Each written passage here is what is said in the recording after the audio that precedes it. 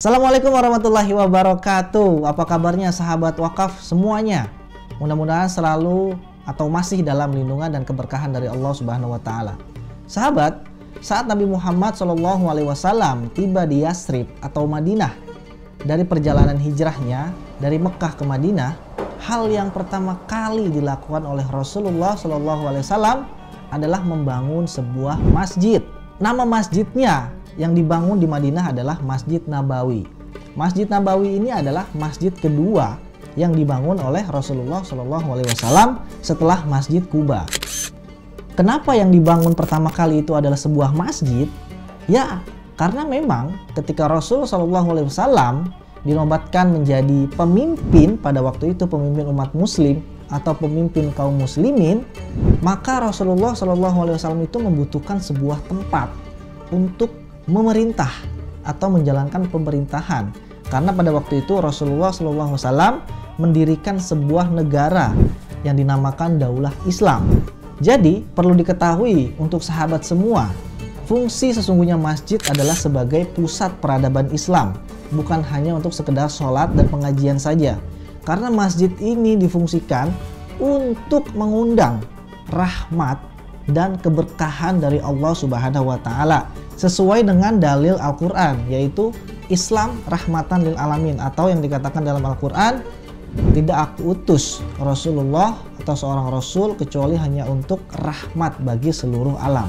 Sahabat, di dalam Islam kita diatur untuk dilarang memasuki tempat ibadah agama lain, apalagi untuk melakukan sholat atau ibadah-ibadah kita di dalam, contoh katakanlah gereja. Sahabat Umar bin Khattab radhiyallahu an pernah mencontohkan ketika ia diundang oleh seorang pendeta. Kemudian Umar bin Khattab ini ingin sholat. Kemudian sang pendeta ini menawarkan kepada Umar bin Khattab untuk sholat di dalam gereja. Lalu dengan tegas Umar bin Khattab menolak tawaran tersebut. Umar mengatakan bahwa kalau ini saya lakukan, khawatir ini menjadi kebiasaan bagi umat muslim nantinya. Nah sahabat, bagaimana jika ada sebuah masjid yang dulunya itu adalah sebuah gereja? Tentu saja hal ini dibolehkan, karena gereja tersebut atau bangunan tersebut sudah tidak lagi difungsikan sebagai tempat ibadah. Nah maka dari itu, kalau kita ingin memasuki sebuah tempat ibadah, baik itu gereja, pura, dan lain sebagainya, itu kita harus cari tahu dulu apakah tempat itu masih digunakan untuk ibadah atau sudah tidak lagi. Karena ini konsekuensinya itu adalah dengan dosa.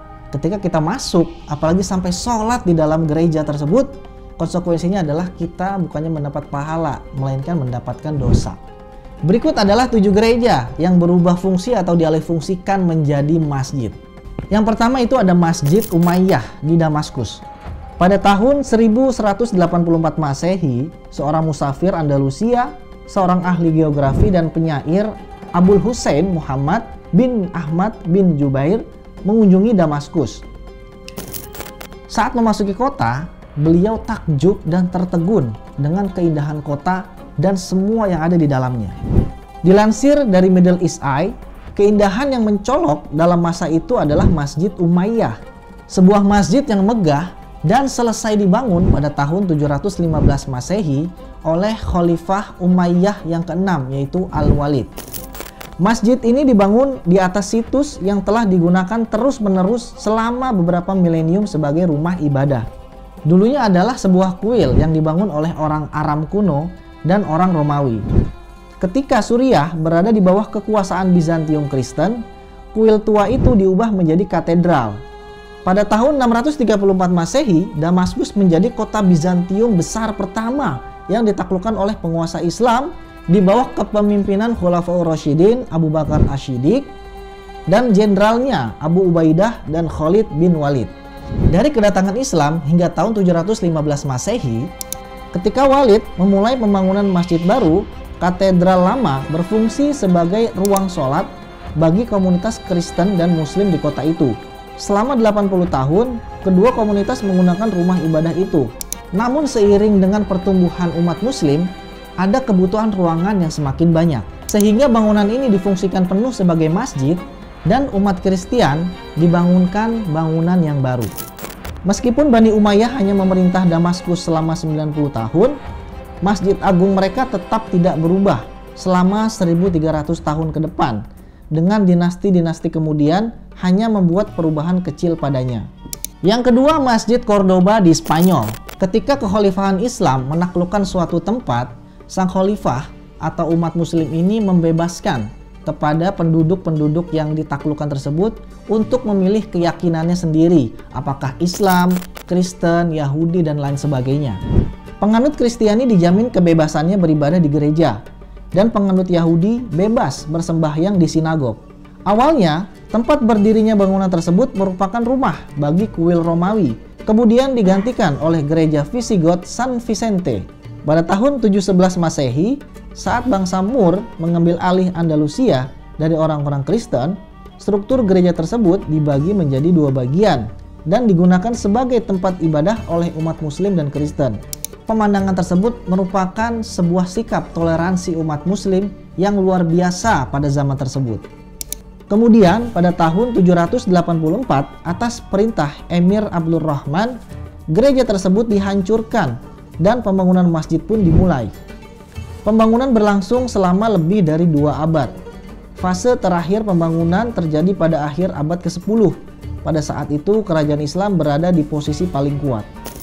Yang ketiga, Hagia Sophia di Turki. Hagia Sophia dalam bahasa Turki artinya adalah gereja yang menjadi sebuah masjid di Turki. Hagia Sophia pertama kali dibangun pada abad ke-6 oleh Kaisar Bizantium yang bernama Justinianus I sebagai sebuah gereja Kristen Ortodoks. Bangunan ini merupakan salah satu bangunan yang ikonik di Istanbul dan menjadi salah satu tujuan wisata yang populer di Turki. Saat penaklukan Konstantinopel oleh Sultan Mehmed bin Murad atau biasa kita kenal Sultan Muhammad Al-Fatih, sang sultan langsung menuju gereja Hagia Sophia. Beliau menemukan banyak penduduk yang terdiri dari bayi, anak-anak, hingga orang tua yang bersembunyi di sana dengan perasaan takut karena ingin dibunuh oleh pasukan Muhammad Al-Fatih. Namun sungguh luar biasa ajaran Islam yang masuk ke dalam sanubari Sultan Muhammad Al-Fatih. Beliau membebaskan para penduduk tersebut dan mempersilahkan bagi para Nasrani yang tidak ingin bersyahadat untuk tetap bisa menjalankan agamanya. Kemudian Sultan memerintahkan untuk merubah gereja Hagia Sophia menjadi sebuah masjid yang megah dan indah. Pada tahun 1924, Kekhalifahan Utsmani runtuh oleh Mustafa Kemal. Kemudian oleh Mustafa Kemal, Masjid Hagia Sophia ini dirubah menjadi sebuah museum.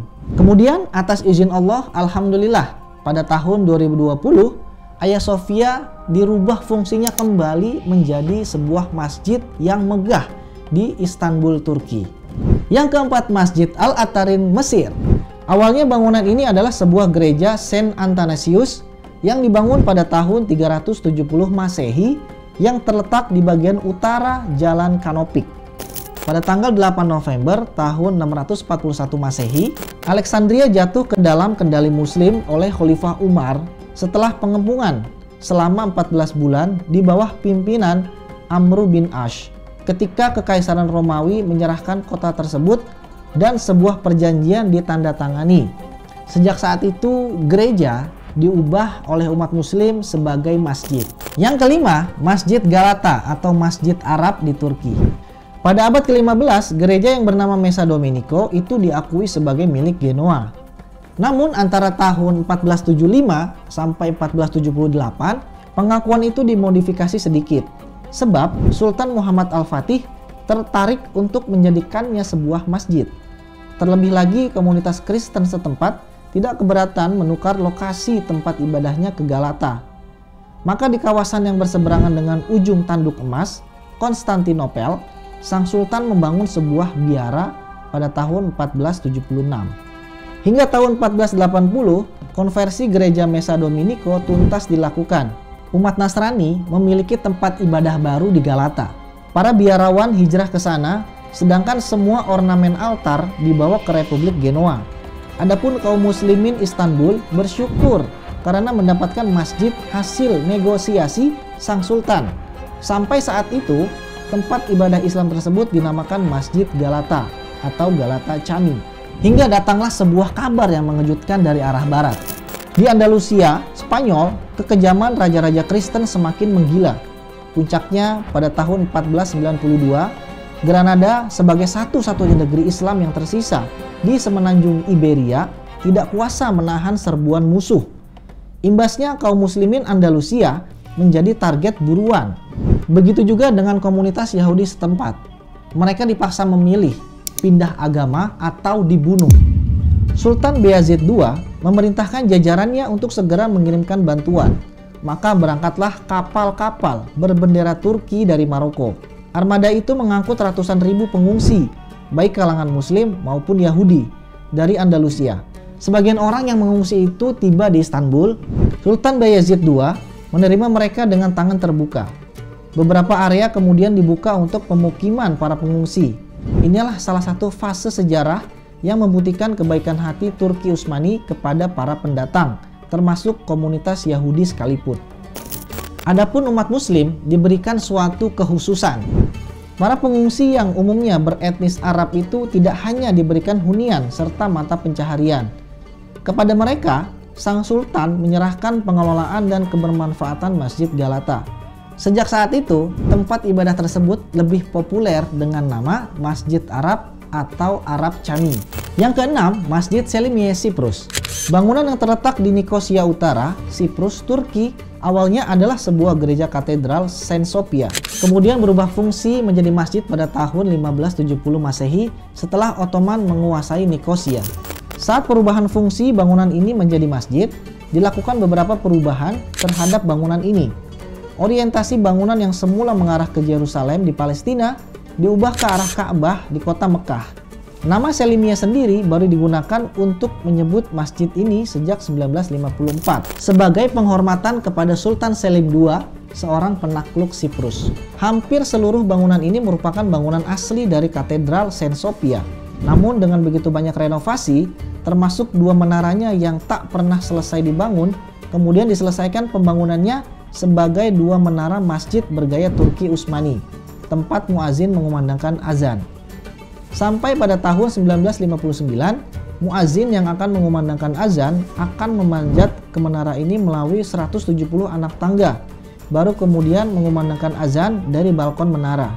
Kini, hal tersebut sudah digantikan dengan pengeras suara yang dipasang di menara masjid. Ketujuh, Masjid Al-Omari Beirut. Sebelum menjadi masjid, Masjid Agung Al-Omari merupakan sebuah kuil atau tempat pemandian Romawi sebelum dibangun gereja. Kemudian bangunan tersebut diubah menjadi masjid setelah penaklukan Islam dan diberi nama Umar bin Khattab. Namun pada awal abad ke-12, tentara Salib menyerang Beirut dan mengubahnya menjadi gereja kembali. Pada tahun 1187, Saladin, seorang muslim, mengubahnya kembali menjadi sebuah masjid.